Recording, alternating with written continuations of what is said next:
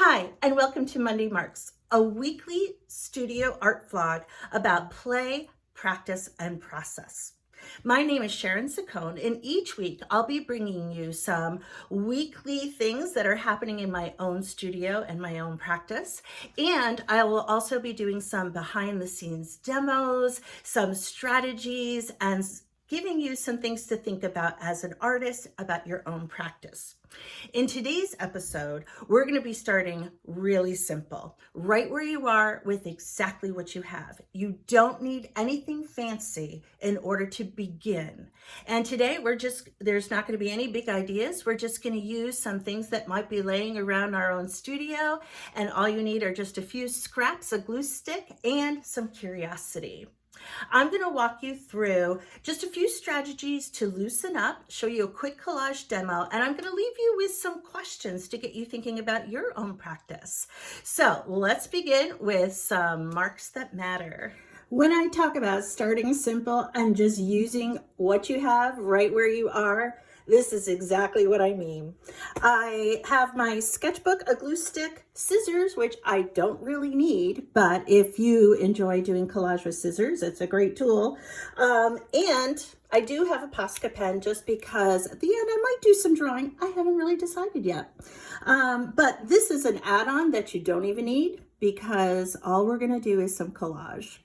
So what I did is, this is a sketchbook that I often do lots of little things in. I tend to work in squares or block things off with some tape. This is just some doodles, some collage paper that I was traveling. I think this came from Gideon's Bakery down in Florida, but it's just really just a play sketchbook. And it doesn't matter what happens in here. It's just a place to play. So that's always a good place to begin. I'm going to work in a single rectangle rather than doing lots of little squares. And what I found in my studio was I had this piece of paper, which is silver leaf that I pressed down onto a gel plate. And then I covered the back of it with, I think this is a deep phthalo green or blue, and let it dry on a piece of paper, peeled it off, and all of that silver leaf came with it. Now, I could rip this up and use it in lots of different things, but honestly, I felt like this was a great start because I already have marks on this piece of paper, which is what I love about collage, is that it's filled with marks and textures and great things to use. And what this one in particular has lots of these little lines and cracks, and then I have some repetition of some marks down here. So this is just a good place to begin. Now, once I glue this down, I can turn my sketchbook this way. I don't have to use it vertically, right? Doesn't matter which way you open up a sketchbook. So I might use it horizontally, actually. And I'm just gonna use a good old-fashioned glue stick and just glue it down. I always have a stack of scraps from whatever I'm working on in collage. So I just picked up a few scraps that were dark, that were in a medium value, and some light values. And these are all mostly tissue paper, and they're pretty translucent.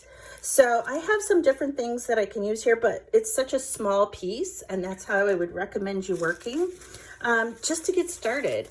This is a great practice for warming up, right? You don't have to have a plan in mind. You don't have to have anything precious. And again, I have scissors here, but I think I decided I'm not even going to use scissors. And I can just start playing with different ways of using this paper. So do I want to cover a lot? Do I want to cover a little? I do think I want to keep this over here. I kind of like how that comes through, but again, it's just play. This gives me a more simple composition, but I think I really like seeing all of this. So I am going to go ahead and glue this down. Why not? Just go for it. It's just a sketchbook. no problem, whatever it might be. This is where I do like scissors, just for cutting clean edges. I don't have to have clean edges. It could be anything, right? It's all about personal preference and how you want to work in your sketchbook. So this is a nice neutral in a medium value. I made this paper with alcohol on, I believe this was some acrylic ink, and I had coated the tissue paper with a gloss medium so that the ink would move with the alcohol. And that's something that I love demonstrating just because it's so much fun. So this allows some of that silver and some of that blue to show through because there are openings in the paper, which I really like. This was tissue paper that was, you know, came in a gift, but it has such great sparkle with all of this happening here. So I thought, well, I have to have more sparkle. And I think I might do some more layering. I think I'll bring some white out here. Another great thing to do is if you like having a theme, so a theme could be anything that is repeated. Circles, that's a theme. Your theme could be a line, you know, diagonal lines, and you just want to work with diagonal lines. So you could do something like that. Right now, I am not even thinking about a theme. I'm just working with some paper and just really trying to compose in a way that is balanced. And it's okay if it's not balanced, because you learn just as much from that as you do anything else. And I love all of these translucent papers because it really does allow for all of these great layers to show through. You know, so there's a real history in layers. And I love that. Even though I'm covering up some really beautiful things, some of that is always going to kind of show through.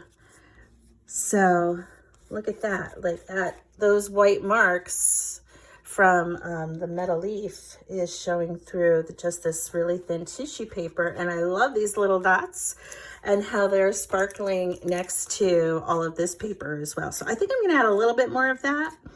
And maybe this is a very rectangular shape, so I think I'll just use a little that's not so rectangular. Maybe I'll bring it over here and develop more white. I'm going to wait on that. I'm not sure yet. This is not black. This is actually Payne's Gray.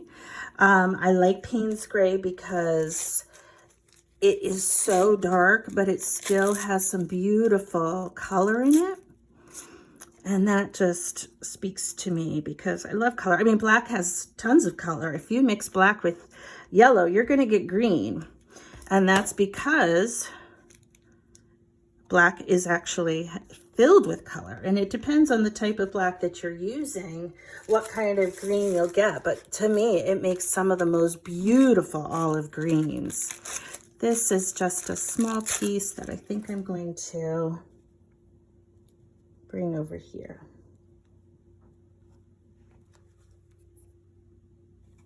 I think I'll put it right here. Actually, I might bring that down even further. Maybe all the way to the bottom. When I have organic, I also like to have geometric because it's differences. And when you have differences, you have contrast. So I kind of like that. This is definitely a focal point. It's so dark and it's right there in the center and it's surrounded by this beautiful metal leaf. So I like that. I like that it's a nice focal point. This is very, very dark. I don't know if I'll use this. This is also Payne's Gray. And I did use alcohol on tissue paper with this. So it does have some areas that things might show through. I think maybe I'll just do a small, I think I'm going to just do a small line of it right here, kind of in this corner. And it kind of points in this direction a little bit. This is an interesting pathway that comes through. I had thought I might use a little bit more of this white, but I'm not so sure. I don't think I want to break up that pathway. I think I like this shape. Sometimes a little bit is better than more. Or I could just cut out a couple of these tiny little dots. So this is definitely a need for scissors.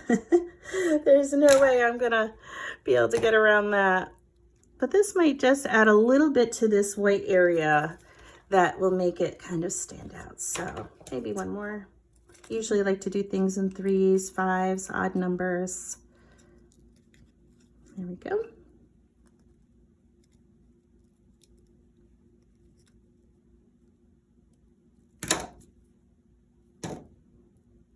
All right. I could call this collage complete. I could leave it just like that. I did say I do have a Posca pen, and I love drawing on top of a really interesting surface. There are so many great marks here. I've got some nice darks, and that will be maybe a really nice place for me to just do some very simple drawing. Again, just my sketchbook, so whatever I choose to do, it doesn't really matter.